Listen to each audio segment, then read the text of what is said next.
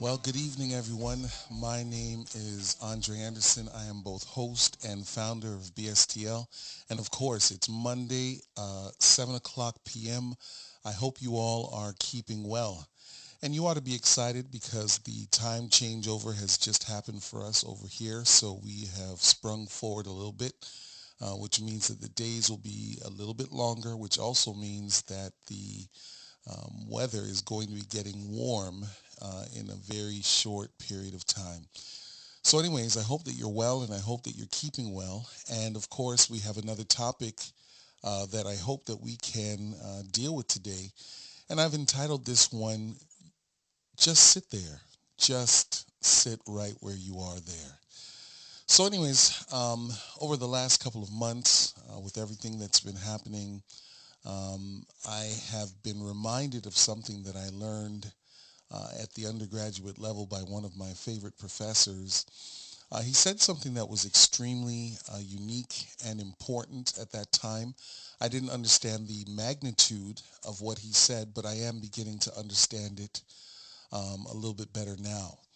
So one of the things that he says to us as students, in this particular class, it was not a leadership class, but he was such a great leader. He said things in this homiletics preaching class that I want to share with you.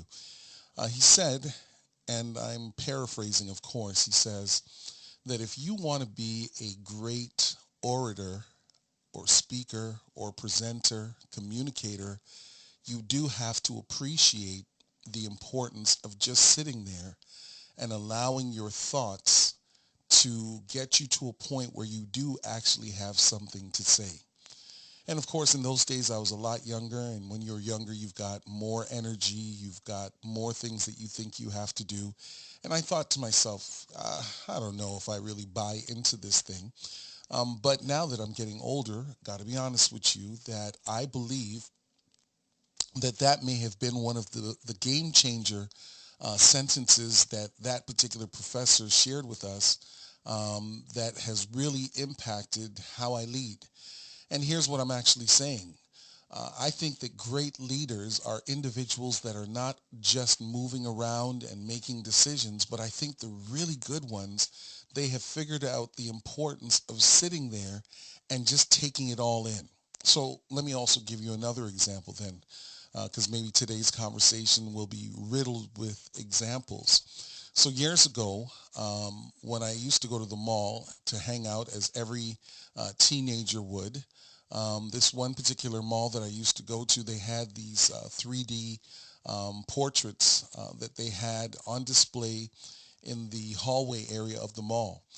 And some of my friends, they would go to the mall and take a look at it, and they'd be able to see that the longer you stand a certain distance away, a certain height, you don't blink, whatever.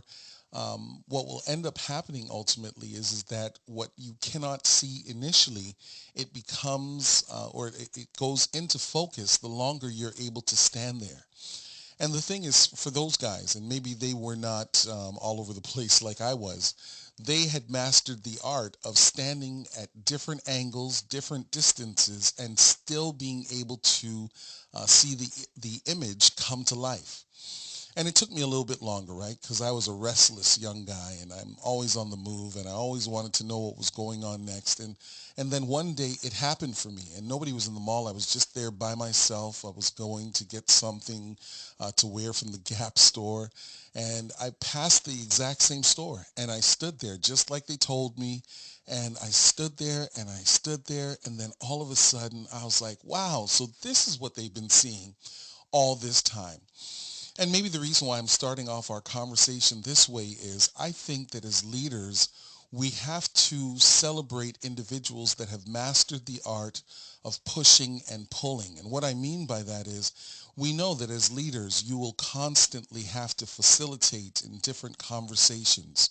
We know that as leaders, people are constantly going to be asking for your opinion on things. As leaders, you're going to be doing the vision casting. You're going to be having to show individuals how to do specific things. And often, I think this is what causes the burnout, right? Because if you are a leader and you are leading well, it's not just that you're doing the activity of leading, but you're also leading out of your passion and out of your drive.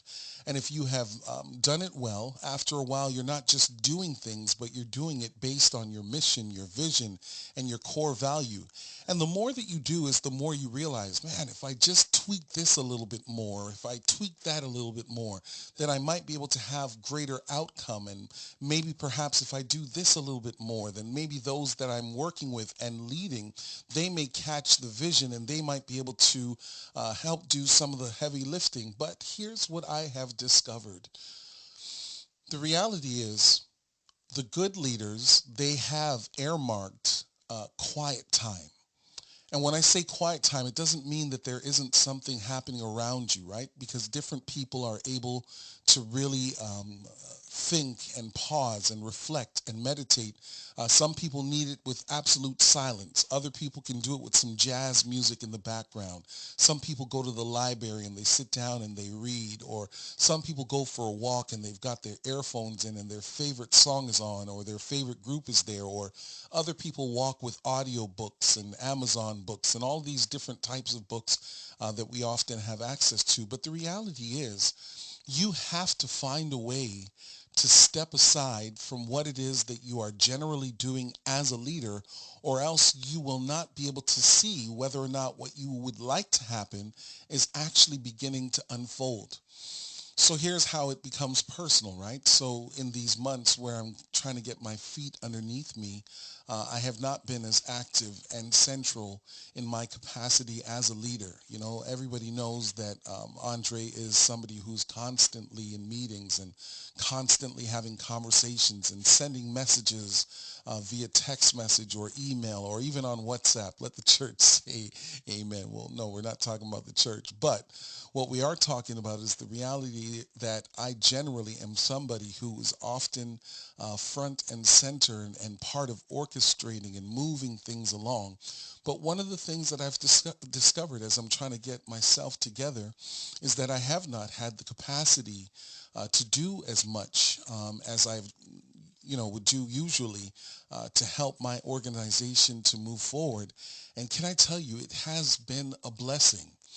And it's been a blessing because, number one, I have to say this out loud, I get to work with some really incredible, smart, intuitive um, individuals who are brighter than I am, smarter than I am. And during this short break that I've taken in terms of level of involvement, I have noticed that their gifts have really been moved upward in terms of things that maybe I might have had my hand on before.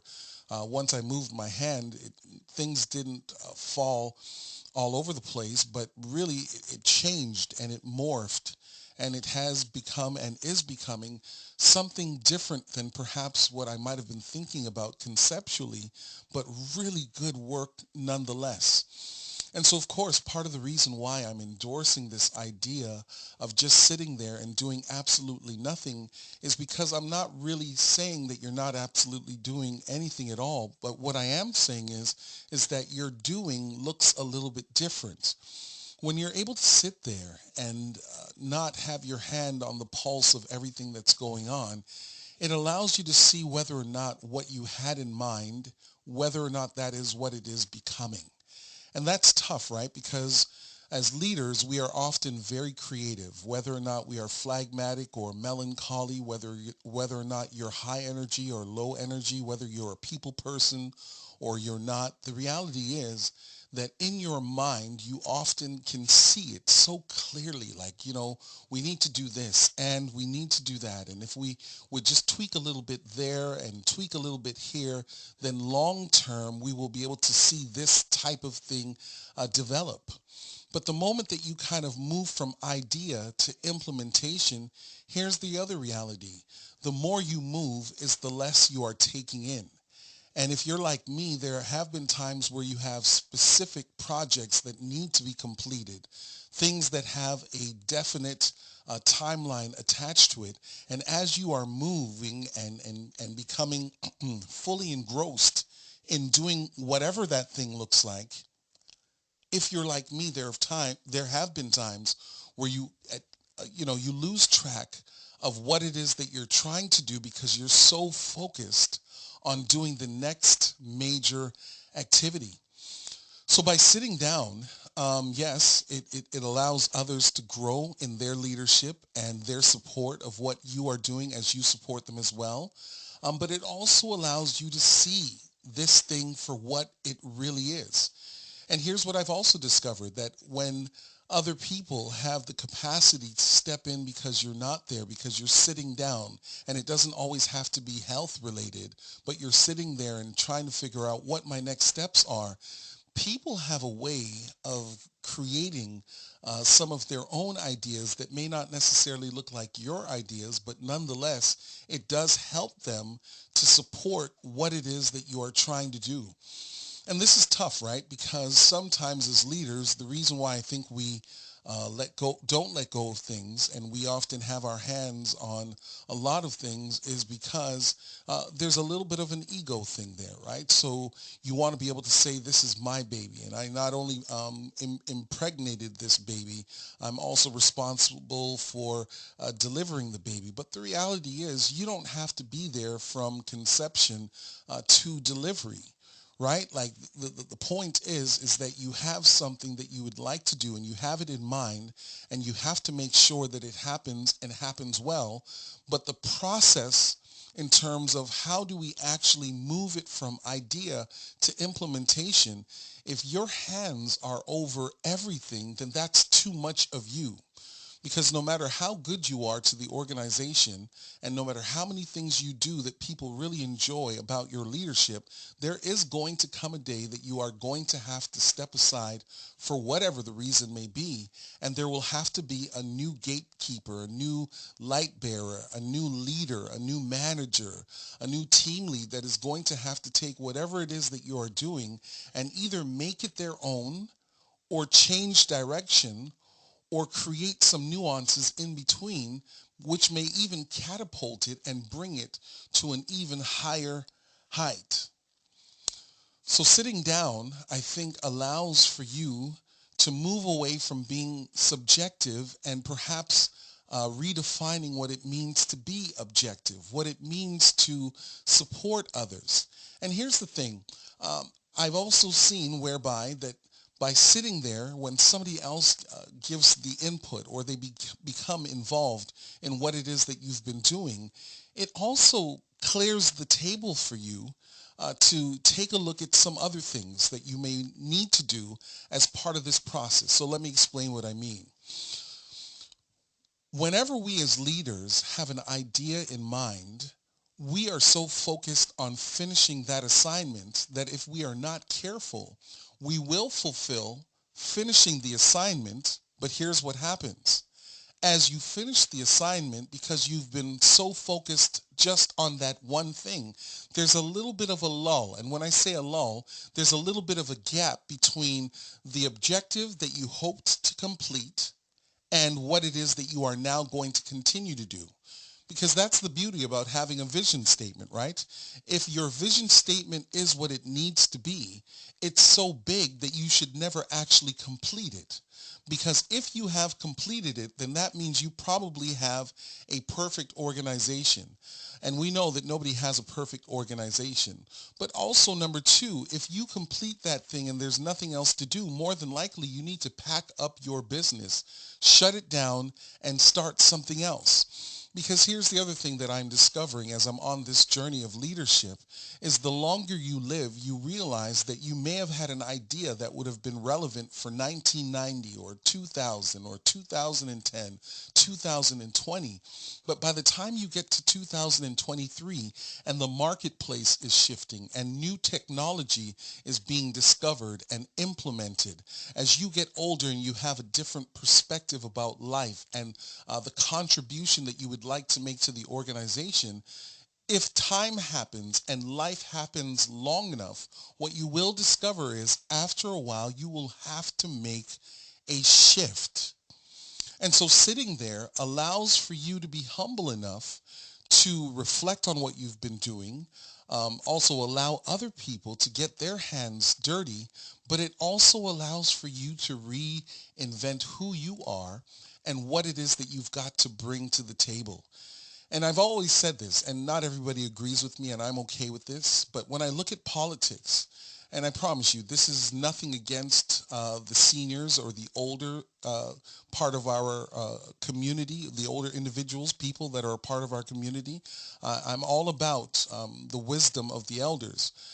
But if our elders are the only voices that you continuously hear, then at times your organization and your leadership can be dwarfed because no one person can know everything. You know, the other day I had to do this thing on my computer, and it's not something that I'm overly familiar with. I had to do some YouTubing and figure some things out and download some things. And this thing took me like longer than I would have liked it to have been. It's not necessarily a big deal. It's not a major thing at all, but it is something that I had to get done. And in sitting there, I thought to myself, wow, as much as I would like to think that I know enough about technology to navigate some things, when I was sitting there trying to figure this thing out, I was like, oh my goodness, if I was to ask my 9-year-old son, who will be 10 soon, how do you do this thing or that thing? I promise you, he probably would have been able to pick the laptop up, go online, download an app, click something else, find a YouTube video, and then boom, be finished in 10 minutes. But for me, it took more than an hour to take care of this thing because even though I'd like to feel as though I'm a cutting edge leader who knows how to get things done, there are some things that are no longer in my purview because the technology is no longer a part of my generation. And here's the thing, I could, right, spend my time trying to figure out everything so that I know how to do all things, or what I can do is find some individuals who can do what I'm trying to do. And all I have to do is say, here's what I'd like to do. Is it possible? Can you make it happen? And what am I doing in that moment? I'm mentoring. I'm sharing the weight with that person. I'm also partnering so that now we become transgenerational, right? So I may not necessarily be good with the computer aspect of things, but I still do know how to use pen to paper. And if I merge your technology and your computers, your tablets with my pen and paper, the technology might change, but the principle of what we are trying to do, that is still going to happen. So as leaders, I want to encourage us to not feel bad for taking a little bit of time to reflect. Because while you are reflecting, it doesn't mean that you're not moving. It doesn't mean that you're not active. It just means that when you start moving again, you shouldn't be moving the same kind of way because you've taken the time to really rediscover and replot and perhaps even redefine how you get to the desired end. And that's why it's good to collaborate, right? So one of the C's that we use in our 4 or 5 C's rather is the word collaborate.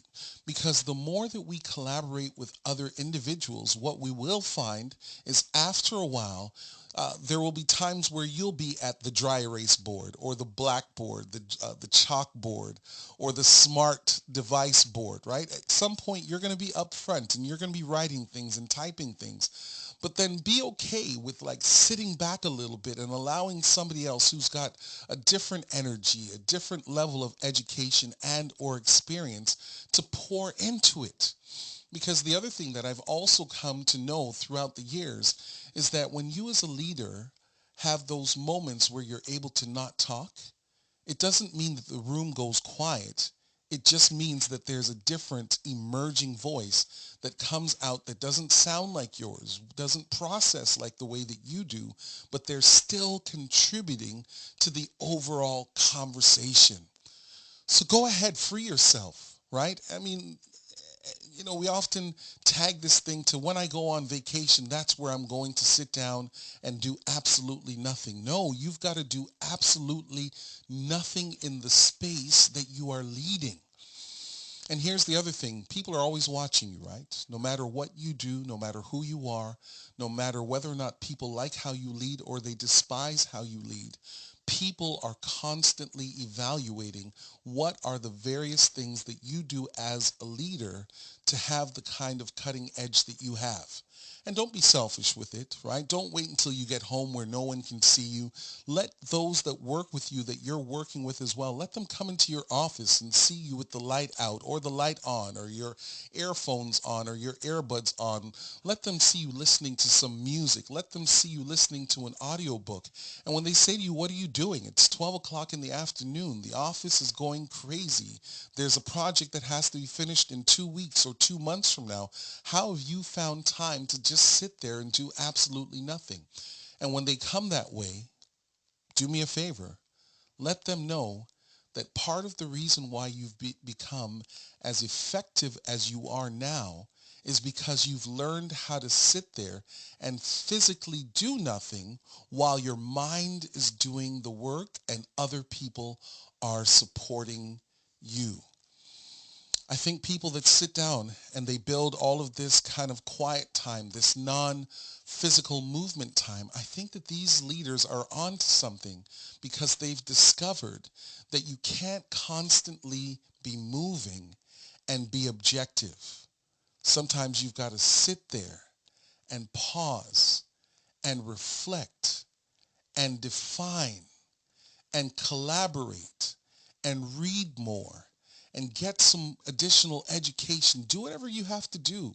Speak to individuals that have already been there. I don't care what you have to do, but don't discount the value of just sitting there, because it's in those quiet moments where you may discover the clarity that is required to get you to the next leg and journey that is required for the work that you've got to do. I hope you've enjoyed this conversation. If you haven't already, please make sure you like, subscribe, and share this with somebody who needs to hear this thing. You don't always have to be on the go. There are times where you can just sit there and you're still going to be just as effective, because if you can train your mind to relax and train your body to relax, then I promise you, you're going to come with something a whole lot better. If you'd like me to come out and talk to your organization, please send me an email at bstlinc21@gmail.com. I hope you've enjoyed this conversation. And please, if you're a worker like I am, find some time to sit down, because I promise you, once you stand again, you'll have more to offer. Hope to see you guys next week. Take care for now. My name's Andre. I'm both host and founder of BSTL. And what does it stand for? Building something that lasts. And sometimes building means you just have to be still. Take care for now.